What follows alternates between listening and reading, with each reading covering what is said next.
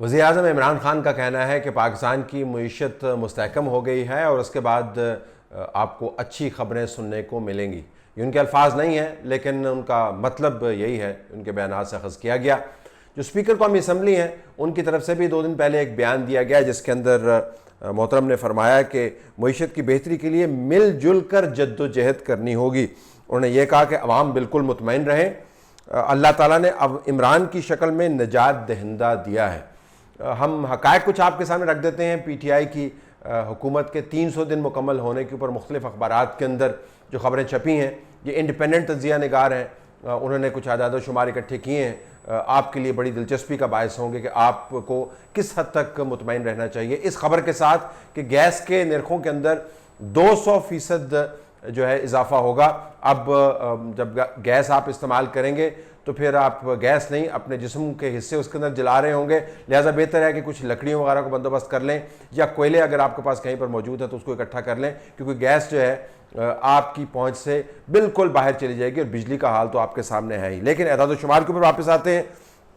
एक खबर के मुताबिक 300 दिनों के अंदर अवाम, जिसकी वेलफेयर के लिए हर वक्त आप नारे सुनते रहते हैं कि हम अवाम के लिए आए हैं, अवाम मुतमईन रहें, अवाम को हम खुशखबरी दे रहे हैं और हमने मईशत को बचा लिया है, वो मईशत ही क्या बची जिसके पहाड़ के नीचे अवाम की हड्डियाँ पिस जाएं और अब उनका चूरा भी नज़र नहीं आया। तो 300 दिनों के अंदर अवाम पर आपका क्या ख्याल है कि कितना बोझ डला है? 22 करोड़ अवाम के ऊपर 1200 अरब का बोझ डाला गया है, 1200 अरब रुपए का बोझ डाला गया है। इस दौरान जो तरक्याती मंसूबे थे जिनके ज़रिए अवाम की फलाह का एहतमाम किया जा सकता था, तकरीबन 400 अरब के तो मंसूबे सीधे सीधे ख़त्म कर दिए गए। यानी 400 अरब जो आप पर लग सकते थे, हम पर लग सकते थे, अब किसी जगह पर आपको नज़र नहीं आएंगे। तरक्याती बजट के अंदर 125 अरब का जो कट है वो उसके अलावा लगाया गया इन रिपोर्ट्स के मुताबिक।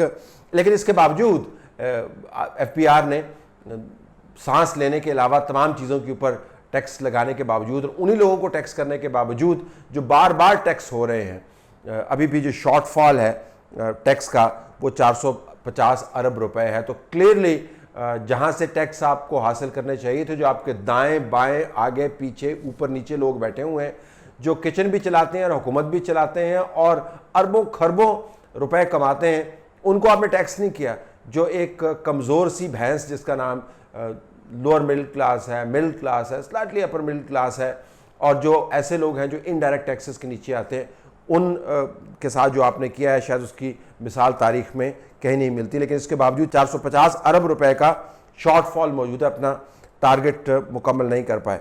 इस दौरान कहते हैं कि मईशत को हमने बहुत बेहतरी की तरफ लेके आए, क्योंकि पिछले वालों ने कर्जे बहुत ज़्यादा लिए थे। अभी $3 बिलियन जो है वो कतर से दोबारा कर्जा उठाया है। तो दुनिया का कोई ऐसा मुल्क रह नहीं गया जहाँ से हमने कर्जा नहीं उठाया। तो कर्जे उठाकर अगर आपने इज्जत बनवानी थी और मईशत को चलाना था तो आसान तरीन काम है। तो कर्जा लेने के लिए तो अगर आप लोगों की शराइत मांगें तो बिल्कुल आपको कर्जा दे देंगे, अगर आप उनकी खारजा पॉलिसी के ताबे हों तो बिल्कुल आपको कर्जा दे देंगे। बैंकों की अगर आप कंडीशंस माने तो बिल्कुल आपको कर्जा दे देंगे। इसके अंदर मईशत को चलाने का क्या जादू आपने किया? और ये इमरान खान खुद किया करते थे कि कर्जा लेकर चलाना तो कोई भी चला सकता है, मैंने कर्जा नहीं लेना। लेकिन अभी दोबारा से 3 बिलियन कतर की तरफ से कर्जा आया है ताकि हमारे फॉरेन एक्सचेंज रिजर्व जो है ना वो अच्छे लगें। लेकिन कर्जों का जो इजाफा हुआ है 5215 अरब का इजाफा हुआ, और ये उस इजाफे के का आधा है जो पाकिस्तान मुस्लिम लीग नून की हुकूमत ने 5 साल के अंदर लिए। उसका आधा जो है वो 300 दिनों के अंदर ये कर्जे लिए जा चुके हैं। आप कह सकते हैं कि पाकिस्तान के अंदर चले कर्ज़ों की वजह से, तो चोरी की वजह से बड़े मसाइल थे, अंदरूनी तौर पर पैसा नहीं था। अब तो खैर कर्जे भी हमारे पास बहुत से आ गए हैं, लीडर भी ईमानदार हैं, तो धड़ाधड़ इन्वेस्टमेंट आनी चाहिए थी। लेकिन हालात वही हैं जो हम इस प्रोग्राम के तवसत आपको पहले भी बता चुके हैं कि गैर मुल्की सरमायाकारी में इस रिपोर्ट के मुताबिक कमी हुई है।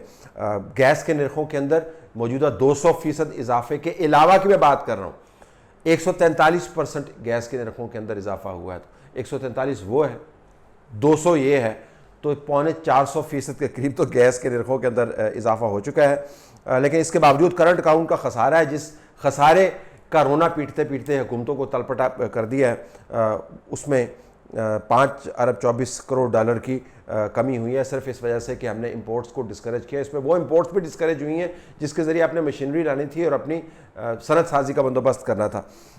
पेट्रोलियम मसनूआत जो हैं वो 17 से 20 रुपया पर लीटर जो है वो महंगी हुई हैं, यानी जिसके ज़रिए लोगों ने अपनी ज़िंदगी चलानी है, उस फ्यूल ने आसमान से बातें करनी शुरू कर दी हैं। आपको याद होगा कि ये एक बजट की कारस्तानी नहीं है, ये उस बजट की बात नहीं कर रहा जो अभी बजट आया है। एक मिनी बजट दिया गया, फिर एक और मिनी बजट दिया गया, फिर एक मेन बजट दिया गया। तो आहिस्ता आहिस्ता करके आपको ये बताते हुए कि जी बिल्कुल बिल्कुल आप बेफिक्र रहें, आप मुतमईन रहें, निजात दहिंदा मौजूद हैं। पहले 125-150 अरब का बोझ डाला गया, फिर 200 अरब का और बोझ डाला गया, फिर 800 अरब का बोझ आपके ऊपर डाला गया। महंगाई की शरह, चले किसी तरफ से कोई अच्छी खबर तो आ जानी चाहिए थी, जो पिछले 1.5-2 साल पहले 5.7-6% के करीब थी, अब 9% के ऊपर खड़ी है और हुकूमत के अपने इदादा शुमार है कि 13% के ऊपर महंगाई ये जाएगी। इसके साथ साथ आप डॉलर को देख लें तो रुकने का नाम नहीं ले रहा, और लोग जो बात कर रहे हैं वो कह रहे हैं कि ये 174, 75, 78 पर तो लाजमी जाएगा, रुकने का नाम नहीं लेगा। सोना अगर आप देख लें उसके अंदर तकरीबन 11 से 13 हज़ार रुपये पर तोला जो जिसका इजाफा हुआ है। इसके बावजूद ये कहते हैं कि आवाम की वेलफेयर के ऊपर हम खर्च कर रहे हैं। अगर पैसा इकट्ठा कर रहे हैं, कर्जे ले रहे हैं, लोगों को चक्की के अंदर पीस रहे हैं, तो ये पैसा जा किधर रहा है, किस जगह पर आवाम के लिए ये पैसा लग रहा है, और कौन सा ऐसा एक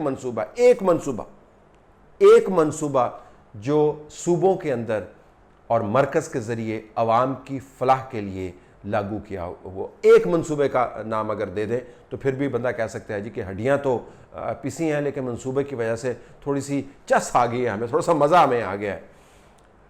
अगर इस मुल्क के अंदर किसी चीज़ का खसारा है तो वो सच का खसारा है। अगर हुकूमत वक्त को टैक्स इकट्ठे करने हैं, रेवेन्यू जनरेट करना है अगर, तो मेरे ख्याल में झूठ के ऊपर, अपने ऑफिशियल झूठ के ऊपर अगर वो टैक्स लगाना शुरू कर दें तो रोज़ाना उनको इतने पैसे मिलेंगे कि कतर के पास या यूएई के पास और सऊदी अरब के पास और IMF के पास जाने की ज़रूरत महसूस नहीं होगी।